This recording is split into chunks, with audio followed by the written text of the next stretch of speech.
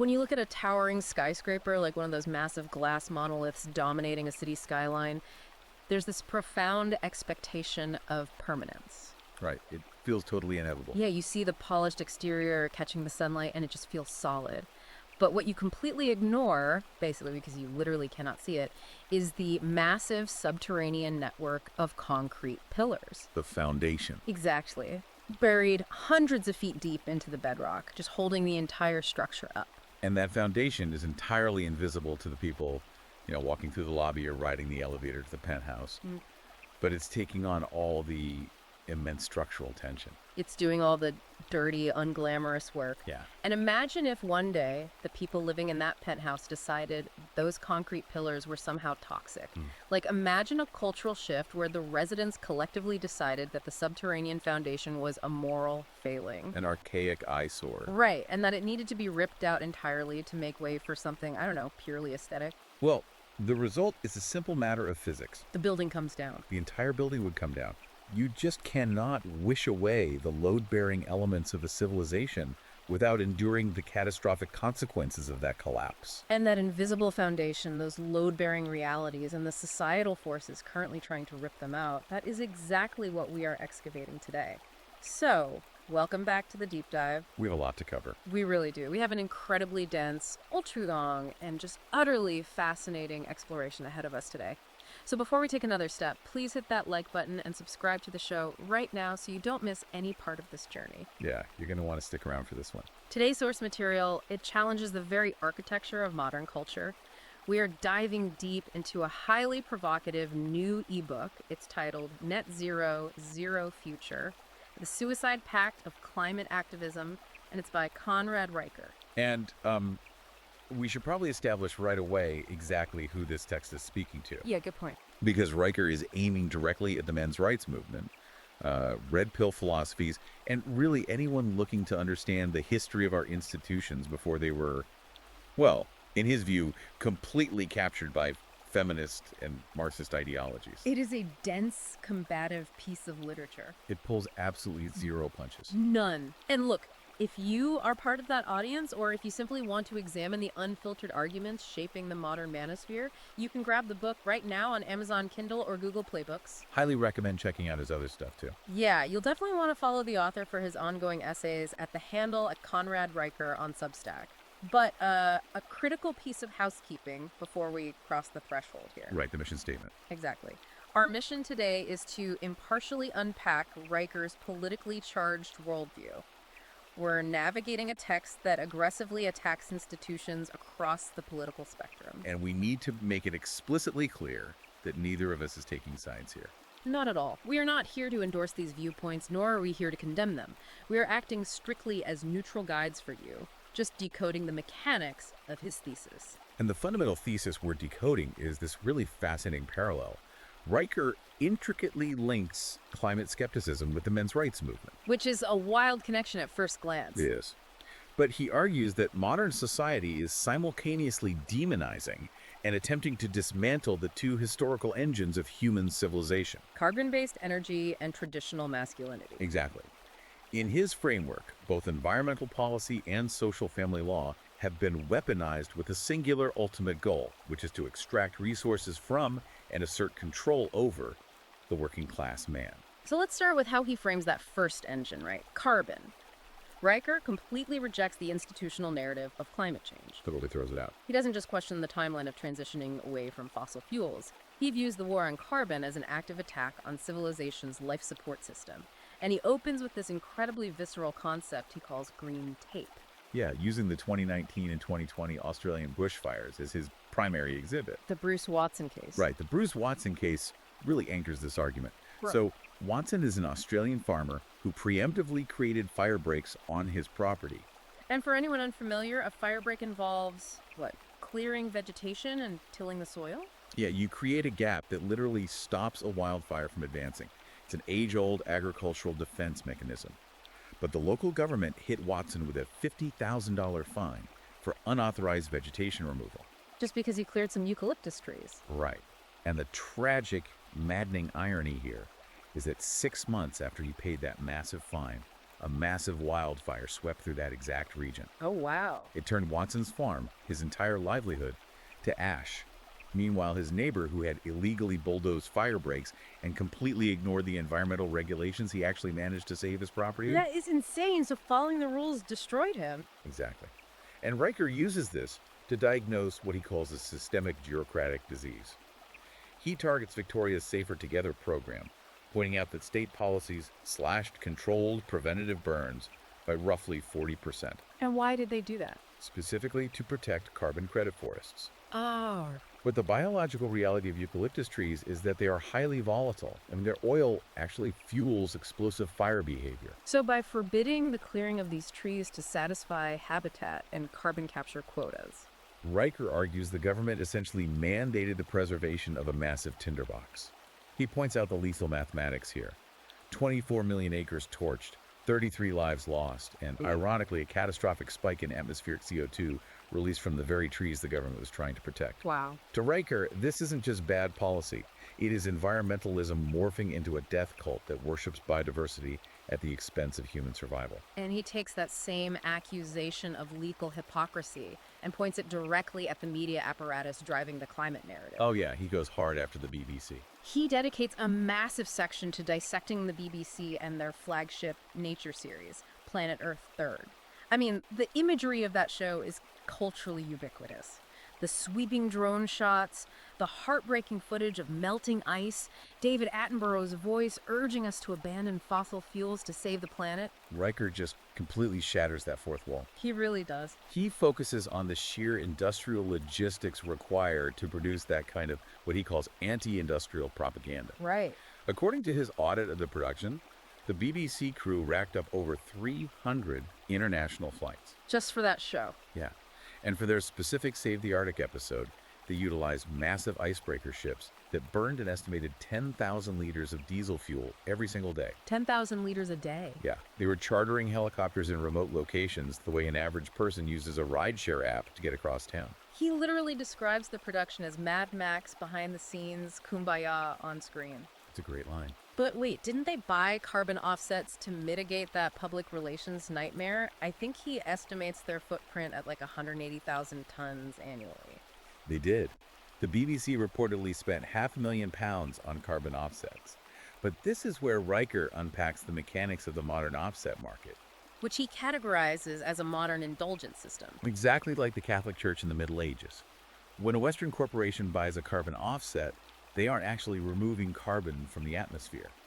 Often, they're purchasing credits generated by projects in developing nations. Right.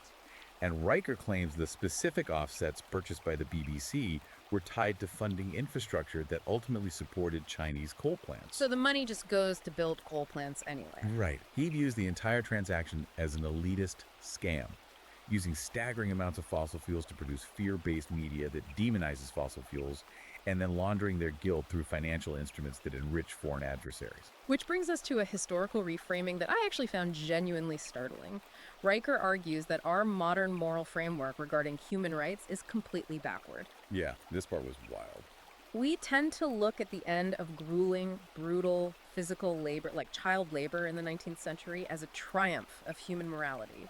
Like, we think society simply woke up one day, realized it was cruel, and passed laws. Right. The 1842 British Mines Act is the classic example people use. Prohibiting boys under the age of 10 from working underground. Exactly. Traditional history frames this as a moral awakening. But Riker insists that morality is a luxury subsidized by energy. It's subsidized by energy. Yeah. Before the widespread extraction of coal, London's energy and heating infrastructure relied on a literal army of 250,000 young boys. Some as young as 4 or 5 years old, right? Yeah, toddlers, basically. Yeah. And they were forced to climb up inside the narrow, suffocating chimneys of the wealthy to scrape out the toxic soot. It was a horrific existence, plagued by cancer, asphyxiation, physical deformity. But Riker's argument is that legislation didn't save those children. Coal energy did. Wow. When the sheer caloric output of fossil fuels replaced the mechanical need for human muscle, the necessity of that child labor vanished. He points out that within 2 generations of mass coal adoption, death rates for working-class children plummeted by 98%. And he reinforces this with the invention of the modern flush toilet, right? By figures like Thomas Crapper. Yeah, the advent of modern plumbing powered by industrial manufacturing, eradicated the night soil industry. Which, for those who don't know, is exactly as gross as it sounds. It is. Before this, teenagers were employed to manually haul human waste out of urban centers in open buckets. They were wading through raw sewage that bred cholera and typhoid. So Riker's thesis is that progress smells like a sulfurous smokestack when the only alternative is being knee-deep in feces. Right. Fossil fuels, in his view, Yeah. are the greatest liberators of human capital in the history of the species. And he extends this defense beyond the fuel itself, right, to the actual byproduct, CO2. He completely attacks the modern classification of carbon dioxide as a pollutant, He pivots entirely to agricultural science and paleoclimatology here. framing CO2 strictly as an airborne fertilizer essential for the biosphere. What data does he pull to support that? It comes directly from NASA's Paleoclimate Archive. He points out that during the last glacial maximum, which was roughly 20,000 years ago, atmospheric CO2 levels plunged to about 180 parts per million. And for context, that is essentially the physiological red line for plant life on Earth. Yeah, If it drops much further, photosynthesis simply stops. precisely. The biological mechanism of the rubisco enzyme, which plants use to fix carbon during photosynthesis, it becomes radically inefficient at those low levels. So plants literally starve. They do.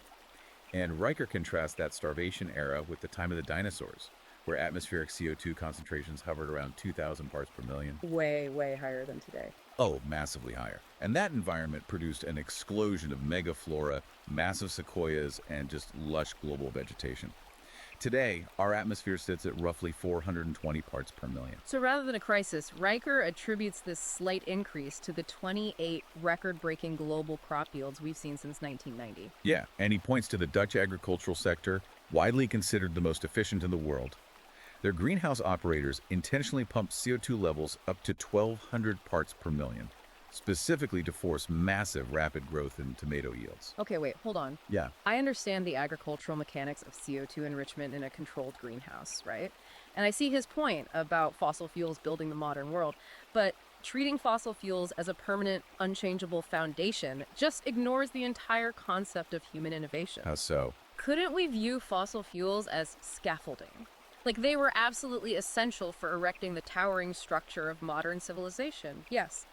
But once the building is stable, isn't the natural progression of engineering to actively dismantle the temporary scaffolding and replace it with something self-sustaining? Well, if we look at the timeline of energy transitions, Riker would argue that we haven't actually built the replacement structure yet. We've only drawn up the blueprints. Okay. He points to data from the International Energy Agency showing that fossil fuels still generate 84% of global energy. Renewables, despite trillions in investment, sit around 5%, So we're nowhere close. not even in the same ballpark. To use your analogy, Riker believes the climate movement is trying to detonate the scaffolding while the concrete of the building is still wet and billions of people are living inside it. And he highlights just how deeply that scaffolding is integrated into your daily life. It's not just the gasoline in your car, it is the material reality of the modern world. Yeah. Like the sustainable athletic wear people buy. Often 63% petroleum-based synthetic fiber. The yoga pants. Yeah, the sterile wrappers on medical supplies, the asphalt connecting supply chains, and the lithium-ion batteries in the phone you're using to listen to this right now. They all require immense, sustained fossil fuel baseload power to mine, refine, and manufacture. Which seamlessly moves his argument from defending the resource to launching a blistering critique of the people trying to restrict it.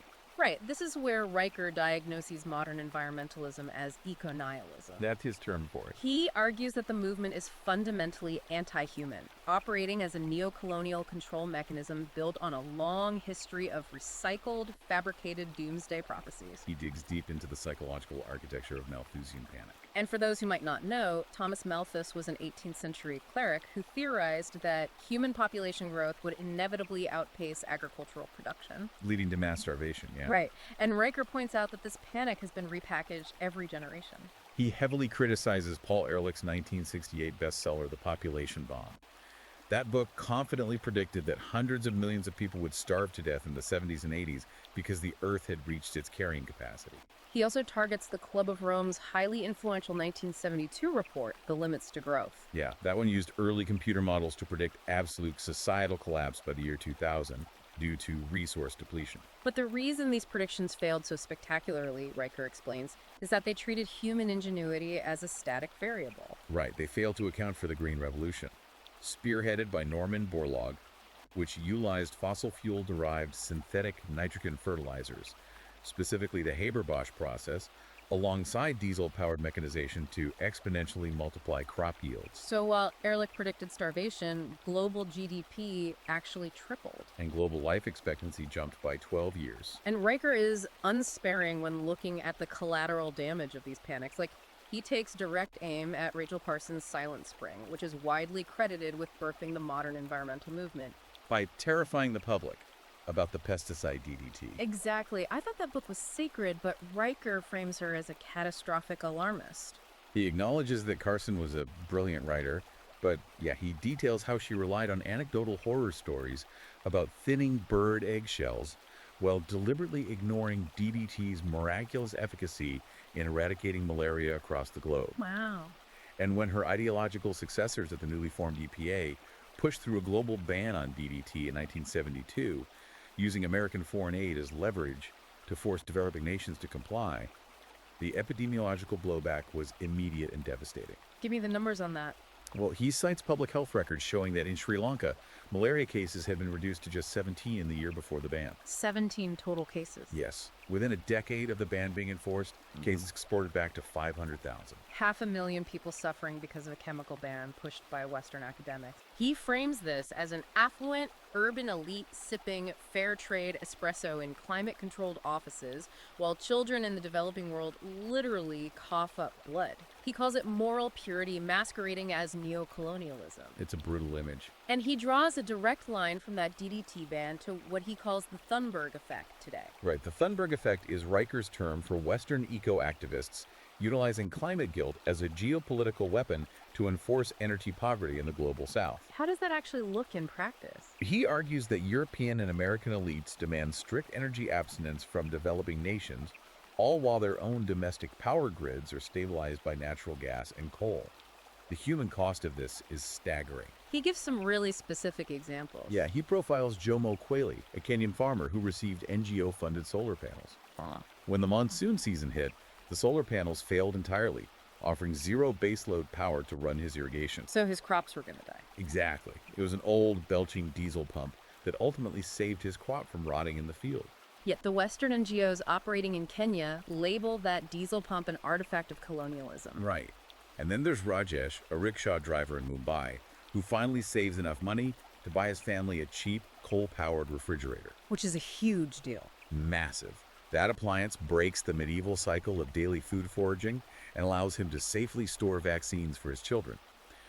Riker points out the utter obscenity of Western activists demanding Rajesh abandon his fridge to offset the carbon footprint of their international flights to climate summits. It's just wild when you put it like that, and this ideology actively blocks national development, right? Deeply.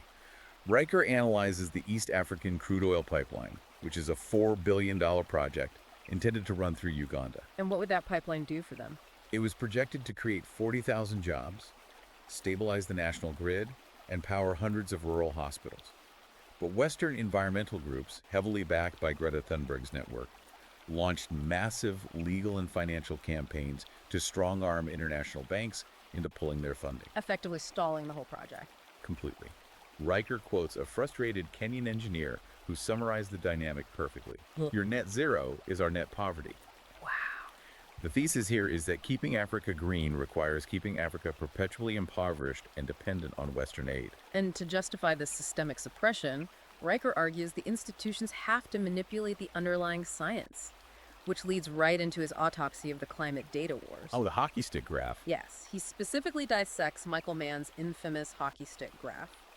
This was the defining image of the early 2000s climate movement. It's that chart showing centuries of flat temperatures, followed by a terrifying vertical spike in the 20th century. And Riker calls the statistical methodology behind it outright fraud. Based on what? He bases this on the 2009 ClimateGate scandal, involving leaked emails from the Climatic Research Unit at the University of East Anglia.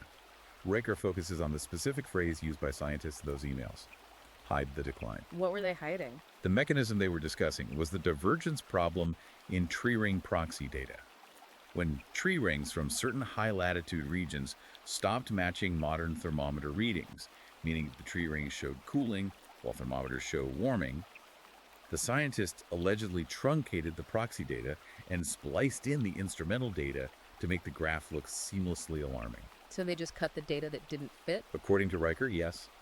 Furthermore, he claims their statistical models effectively erased the medieval warm period. Which was a historically documented era when the Earth was warm enough for Vikings to establish agricultural settlements in Greenland, right? Exactly, they grew crops in Greenland. He also completely deconstructs the bedrock talking point of the modern movement, which is the claim that there is a 97% consensus among scientists that human activity is causing catastrophic global warming.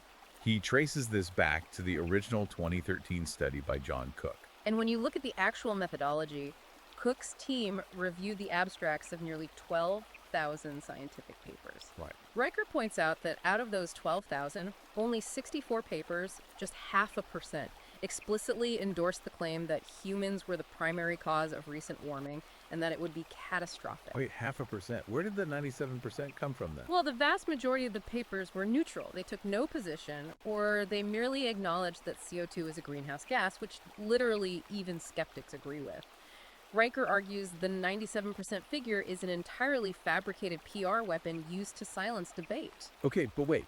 If we assume the entire climate movement is purely a financial and political grift, how does Riker account for the overwhelming alignment of almost every major global meteorological organization? Right. NASA, NOAA, the WMO. Yeah, they all unequivocally point to anthropogenic warming. Is Riker seriously suggesting that thousands of independent scientists across different continents are all secretly conspiring to falsify data?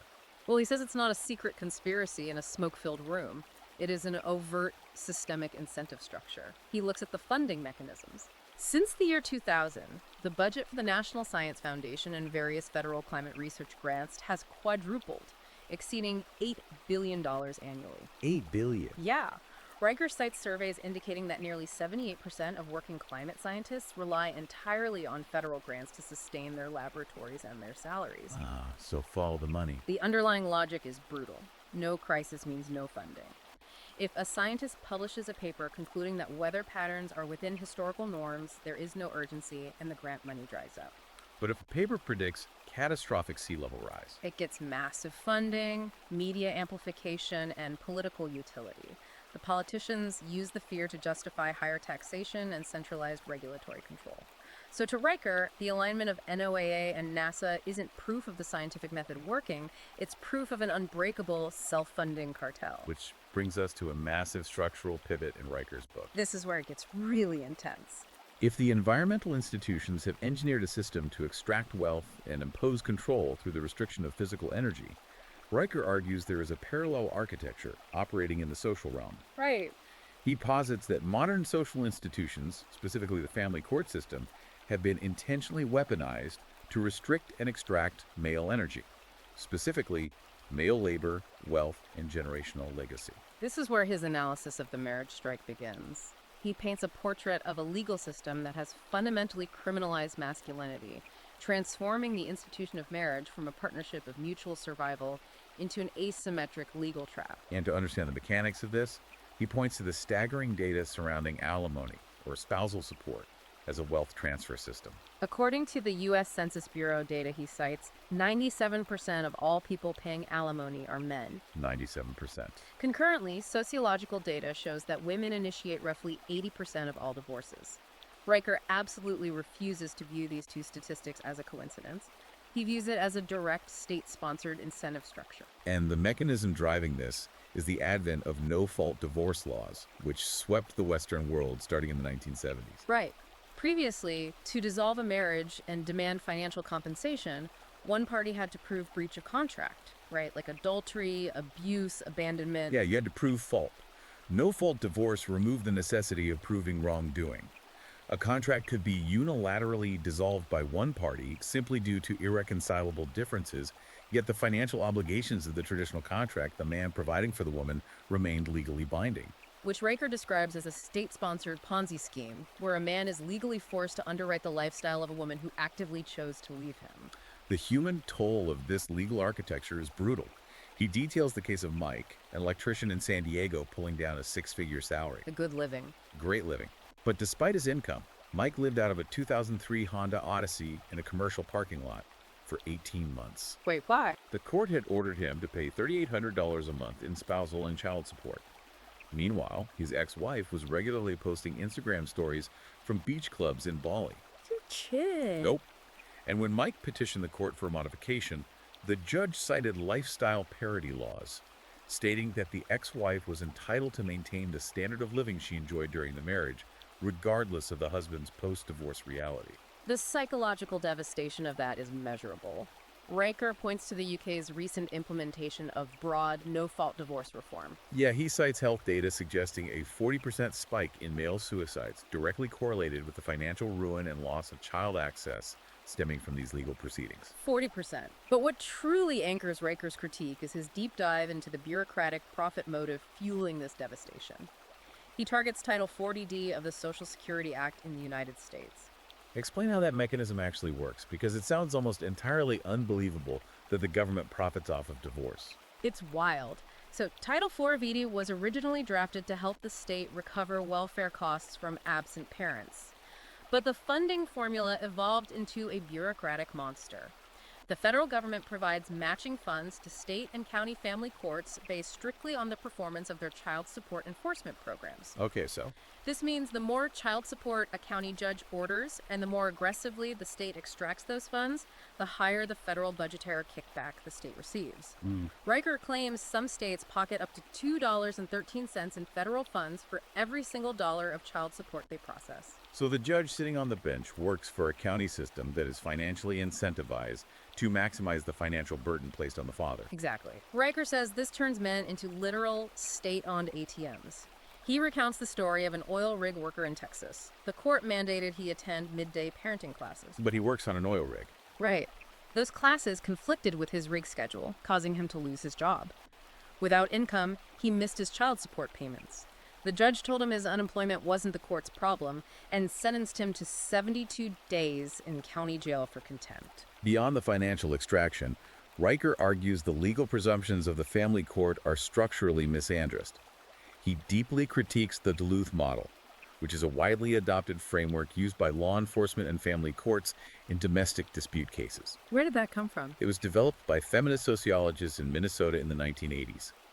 The Duluth model fundamentally assumes that domestic violence is an expression of patriarchal control, not a result of psychological pathology, substance abuse, or bilateral conflict. So because the framework assumes the male is the inherent oppressor? Exactly.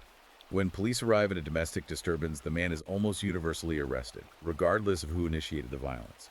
He cites data showing that 63% of male victims of domestic abuse are actively ignored or even arrested when they call the police for help.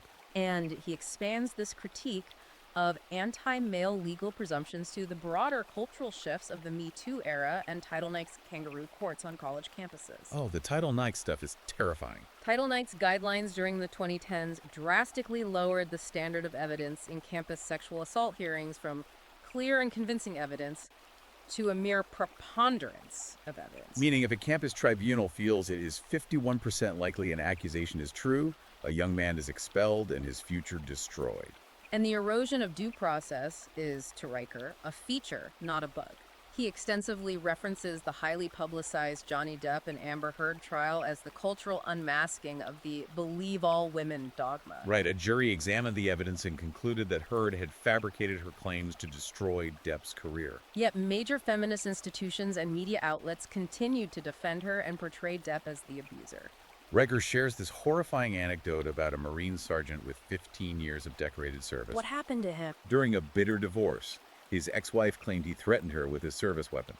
A judge immediately issued a restraining order, stripped him of custody of his children, and the military discharged him, costing him his pension. Over an unproven accusation. Right. 2 years later, under oath in a different deposition, she casually admitted she completely fabricated the gun threat to gain leverage in the custody negotiation. What happened to her? The judge fined her $500 for perjury. Meanwhile, the Marine's life, career, and relationship with his children were permanently destroyed. Riker argues the system eagerly weaponizes false accusations and treats the core Western legal tenet of innocent until proven guilty as an annoying relic of patriarchy. To explain why society tolerates this, Riker shifts into evolutionary psychology, exploring the deep-seated conflict between matriarchal and patriarchal survival strategies. He argues that for roughly 200,000 years of human evolution, female reproductive strategy relied on hypergamy. Seeking out the most capable, resource-rich male to provide security during pregnancy and child-rearing. Exactly. And male evolutionary strategy, conversely, involved building competence, conquering environments, and providing those resources in exchange for paternity certainty and legacy. He points to the Masuo tribe in China, which Western sociologists constantly romanticize as an idyllic, peaceful matriarchy where women control the property and men are essentially transient visitors in a walking marriage system. Right, but Riker looks at the economic reality of the Masuo. Their matriarchal system was entirely dependent on external male labor. Because of the Han Chinese men? Yeah, it functioned only because Han Chinese men from neighboring regions were driving trade routes, bringing in salt, grain, and external wealth. The moment those trade routes shifted and the external male resources dried up, the Masuo matriarchal structure faced rapid economic collapse. And Riker applies this anthropological lesson to modern Western culture. He argues that modern career women, empowered by the state, are essentially acting as the Masuo. They're taxing male productivity through the machinery of alimony, child support, and state redistribution. Effectively outsourcing the evolutionary provider role to the government while demonizing the men who generate the wealth. He calls the modern family law system the marriage plantation. It's a brutal metaphor. He argues that marriage is no longer a sacred partnership, but a state-sponsored contract of indentured servitude where male labor is harvested by the court to benefit women. But let's pause and look at the actual sociological landscape. Okay. Riker portrays women in this system as entirely ruthless, hypergamous extractors. Does this perspective not completely strip women of their own agency and the very real sacrifices they make within a marriage? Like, what about the vast amounts of economic data showing that women generally take a massive long-term financial hit following a divorce, largely due to career interruptions for child rearing? Well, Riker would counter that individual morality is irrelevant when analyzing macro-level incentive structures. He isn't claiming every single woman is malicious. He is arguing that the legal architecture is designed to reward female hypergamy while severely penalizing male provision once the emotional contract expires. Right. And regarding the economic data, Riker points to contrasting longitudinal studies, suggesting that while a woman's immediate income might drop post-divorce, her overall net worth often stabilizes or grows over time due to the transfer of marital assets and ongoing support payments. While men face immediate depletion. Yes, severe immediate financial depletion, loss of the primary residence, dual household expenses, and punitive legal fees, which correlates with the fact that divorced men have a suicide rate up to 9 times higher than divorced women. 9 times higher. To Riker, the system is a rigged casino, and the state is acting as the dealer, collecting a rake on every hand.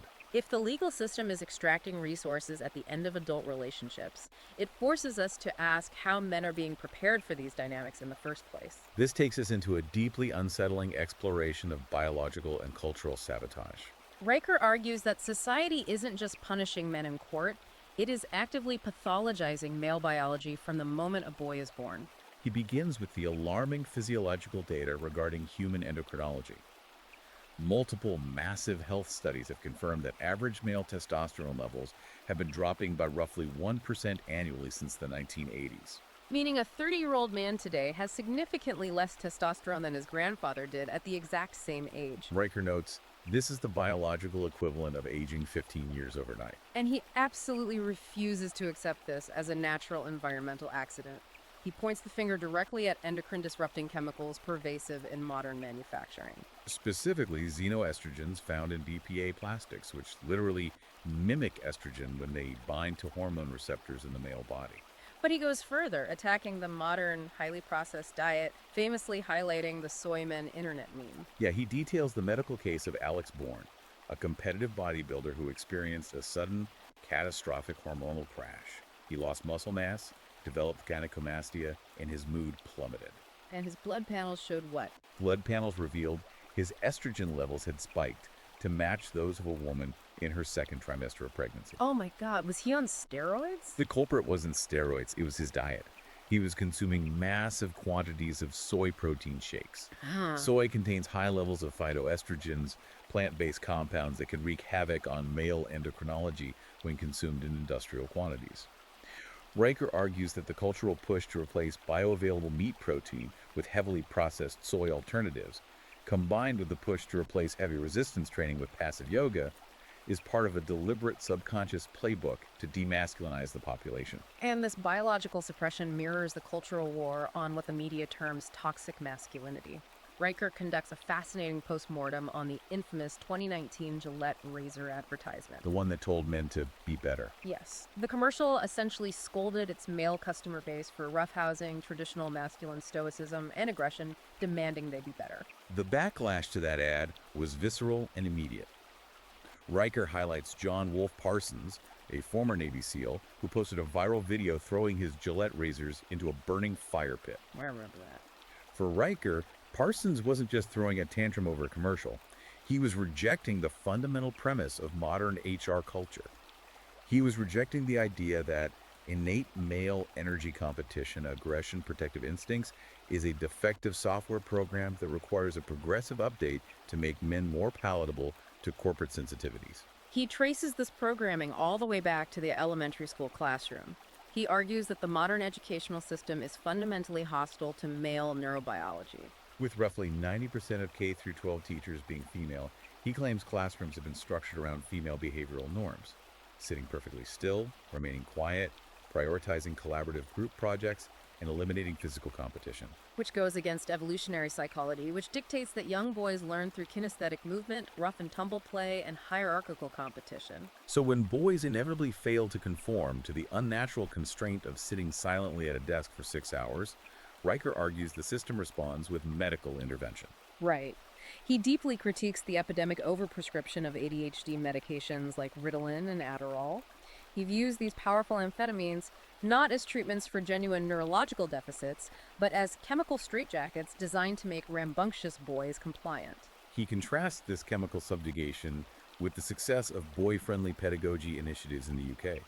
When schools implemented fast-paced, competitive phonics drills and integrated high-intensity physical activity into the curriculum, male literacy rates skyrocketed. He also points to legislation in Florida that mandated daily recess. The introduction of unstructured physical play demonstrably reduced the rate of antidepressant prescriptions among elementary students. But the punishment of male competence doesn't stop when they graduate. It follows them into the corporate world, creating what Riker diagnoses as the competence crisis. He examines the push for diversity, equity, and inclusion DEI mandates, specifically focusing on Norway's aggressive legislation that legally required all publicly traded corporate boards to be comprised of at least 40% women. Progressive media heralded this as a triumph of equality. However, Riker dives into the economic fallout. He cites economic studies showing that this mandate led to a devastating 15% drop in profits for Oslo-listed firms. 15% is massive.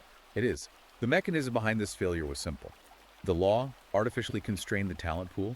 Companies were forced to bypass highly experienced, hyper-competitive male executives to fulfill a demographic quota. Often hiring younger, less experienced women who, according to subsequent surveys, frequently suffered massive burnout because they did not actually desire the 80-hour work weeks and crushing stress inherent in board-level executive roles. And Riker ties this corporate hostility directly to the staggering collapse in male workforce participation.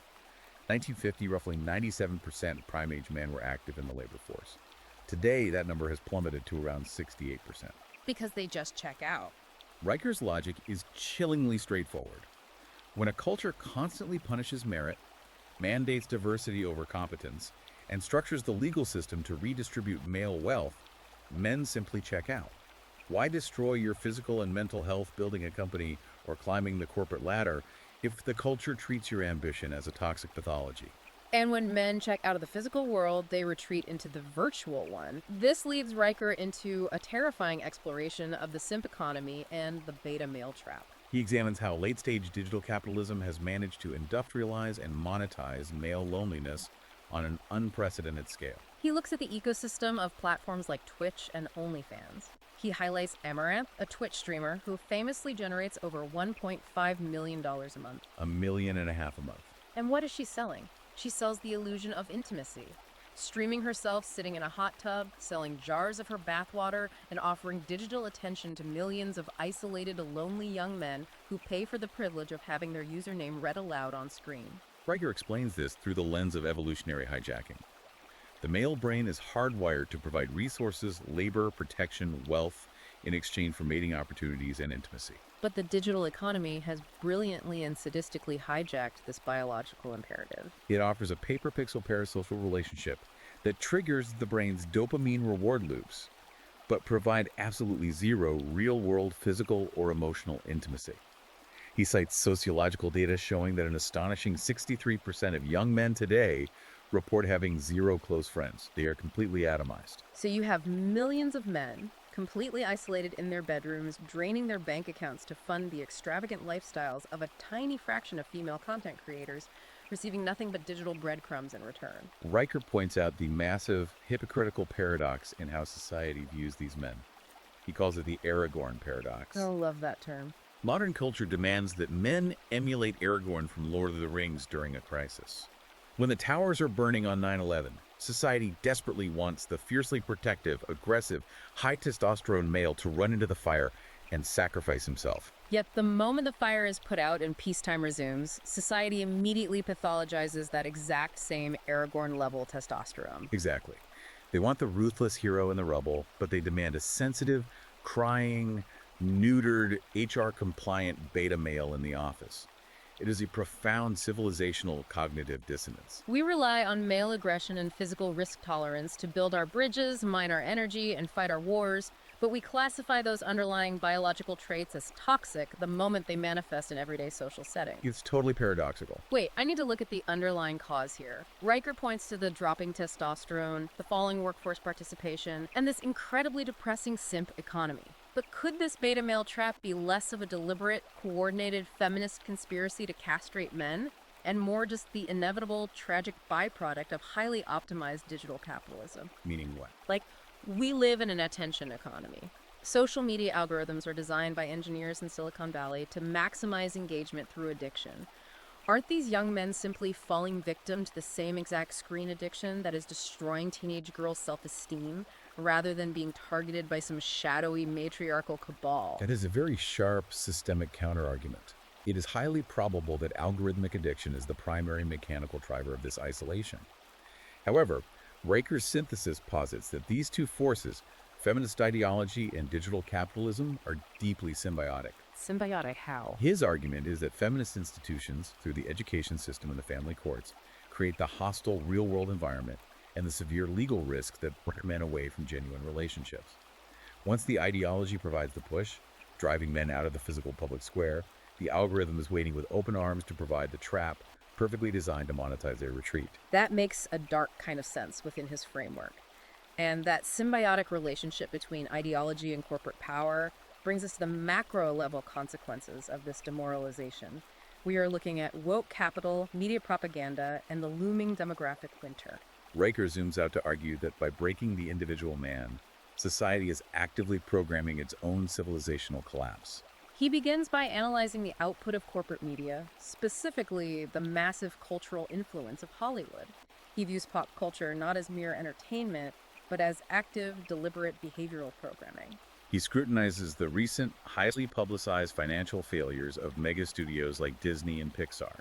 He points to the animated film Elemental, which bombed at the box office, arguing the narrative was suffocated by heavy-handed climate change allegories and rigid diversity checklists, rather than compelling storytelling. He rips into the live-action Snow White production for replacing the traditional dwarves to appease modern sensibilities, and points to the catastrophic box office failure of Marvel's The Marvels. But the most potent example he uses is the firing of Henry Cavill from the role of Superman. Oh man, that was a huge deal. Cavill, by all accounts, was deeply passionate about the lore and wanted to portray a traditional, unashamedly masculine, heroic Superman.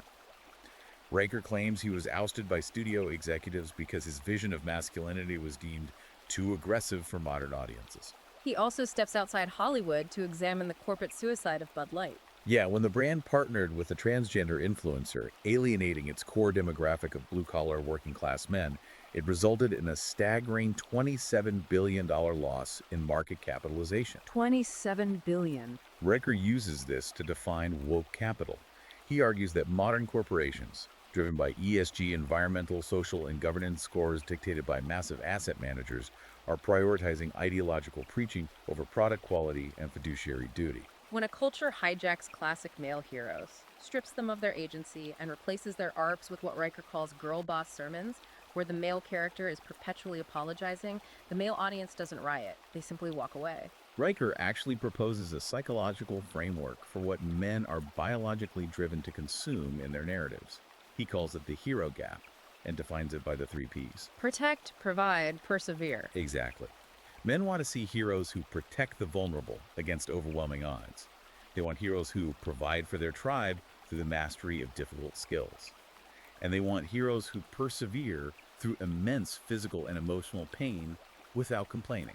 And Riker argues that modern media has completely abandoned the 3 Ps, instead forcing male heroes to sit around processing their childhood trauma in the middle of a firefight. This deliberate cultural shift in media mirrors a terrifying, highly measurable trend in the real world: demographic collapse.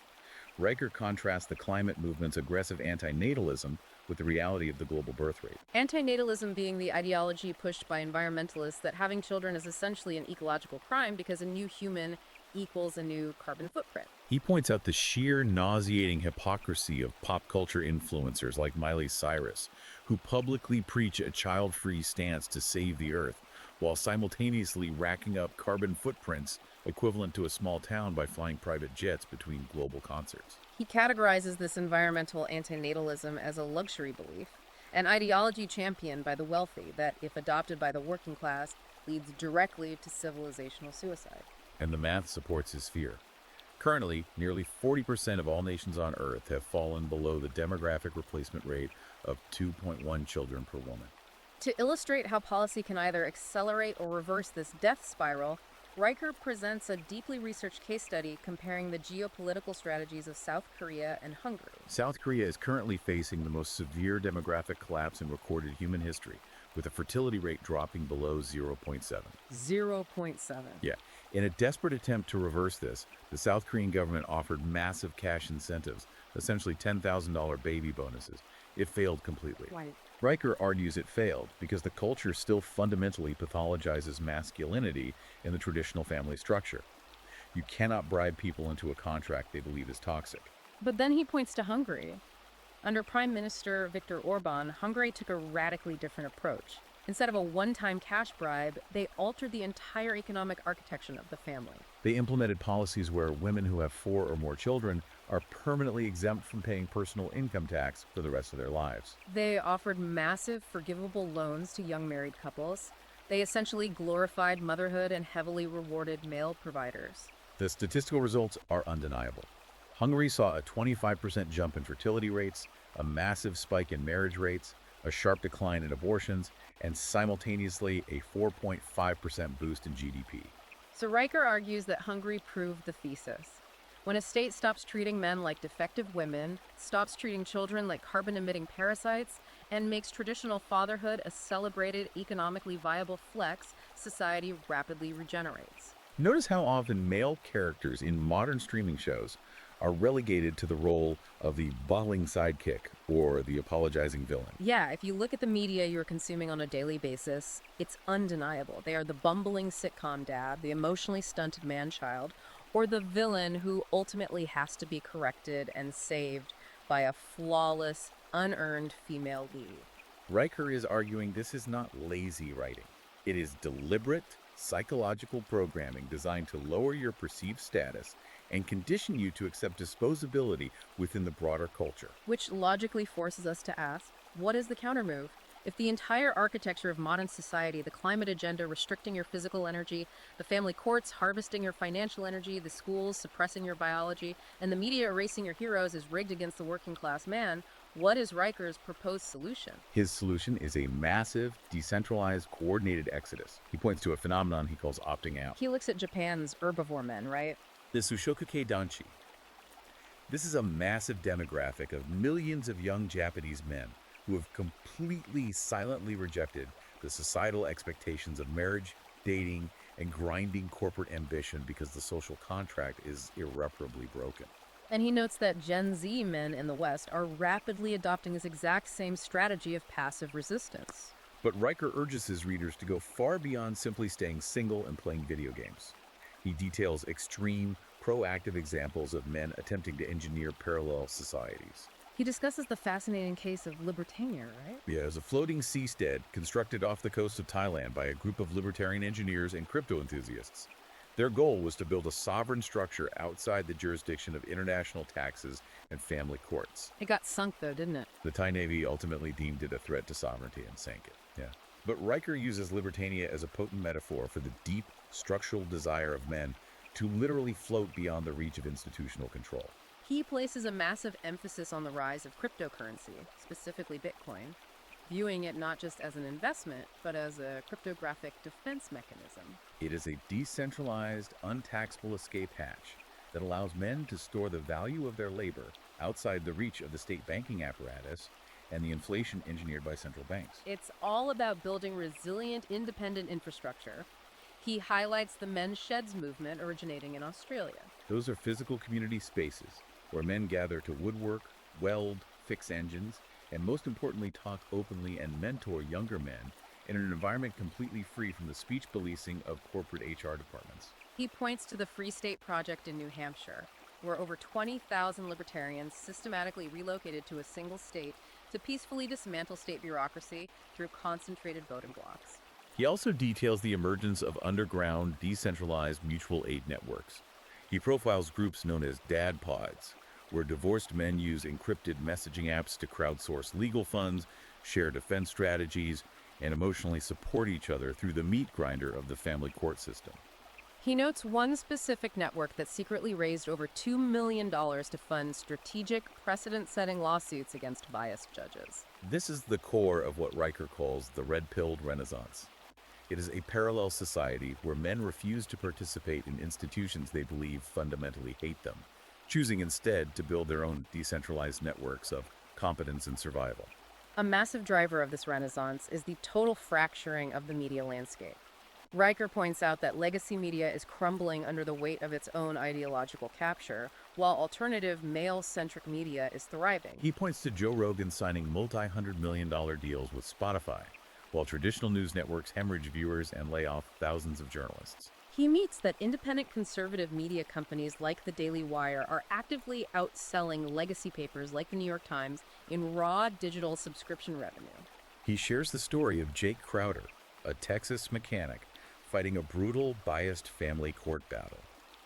Crowder went on Reddit, laid out the documented evidence of the court's bias, and raised $250,000 from anonymous men across the globe. Wow. He used that war chest to hire elite appellate lawyers and actually won his custody battle, setting a legal precedent in his state. This leads Riker to an objective, cold analysis of why highly controversial figures within the manosphere, figures like Andrew Tate, have managed to amass followings of millions of young men. Riker doesn't waste time endorsing Tate's specific actions or defending him against criminal allegations.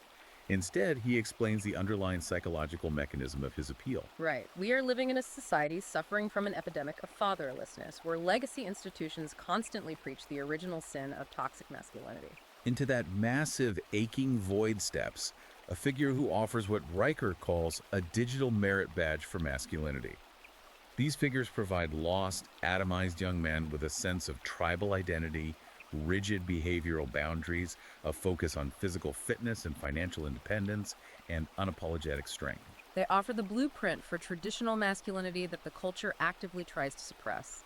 But wait, I have to challenge the long-term viability of this entire blueprint. Okay, go ahead. I understand the impulse to walk away from a rigged game. But can human civilization actually function if half the population, specifically the male half that historically builds the electrical grids, maintains the sewage systems, and drives the logistics networks, simply opts out and builds digital crypto islands? That's a fair question. Isn't this decentralization ultimately just a retreat? If all the highly competent builders leave the building, doesn't the skyscraper just collapse on everyone else left inside? That is the existential tension resting at the very core of Riker's thesis.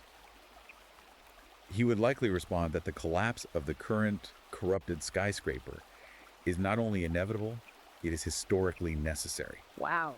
by opting out and dedicating their energy to building robust parallel structures, whether that is through unseizable Bitcoin wealth, independent alternative media networks, or physically self-sustaining communities. Men are ensuring that a foundation survives. So they're building the new foundation before the old one falls. When the legacy institutions finally buckle under the immense weight of their own ideological incompetence and biological denial, there will be a competent, masculine, structurally sound foundation ready to rebuild civilization from the rubble. He views this movement not as a surrender, but as a strategic, highly calculated withdrawal. That is heavy. We have excavated an immense amount of ground today. We've gone from the thermodynamic defense of carbon and the critique of climate modeling all the way down into the evolutionary psychology of the family court plantation, the biological suppression of boys, the catastrophic failures of woke capital, and finally the architectural blueprint for a red-pilled exodus. It is a densely packed, incredibly aggressive, and highly systematic worldview. It forces you to confront the invisible subterranean mechanisms of modern society that you interact with every single day. And analyzing it leaves us with a profound, unstated question that builds on the very foundation of everything we've unpacked. What's the question? If Riker is fundamentally correct in his assessment that human institutions inevitably collapse when they alienate and extract from their foundational builders, what happens when this red-pilled renaissance successfully builds its own robust institutions? Will these new, male-centric, parallel societies eventually succumb to their own forms of ideological dogma, rigidity, and exclusionary bureaucracy? Are they simply reversing the massive swing of the civilizational pendulum without actually fixing the underlying clock mechanism of flawed human nature? That is a brilliant, deeply unsettling thought to chew on. And if you want to dive into the raw, unfiltered source code of these arguments and judge the evidence for yourself, you absolutely must read Net Zero, Zero Future, The Suicide Pact of Climate Activism by Conrad Riker. You can find it right now on Amazon Kindle and Google Play Books. And to continue following the evolution of these ideas, make sure to read the author's ongoing work at the handle at Conrad Riker on Substack. Thank you for sticking with us through this incredibly deep, structurally complex exploration of the load-bearing pillars of our society. Before you close out the app, please hit that like button and make sure you subscribe so you never miss a deep dive. Until next time, keep questioning the foundation.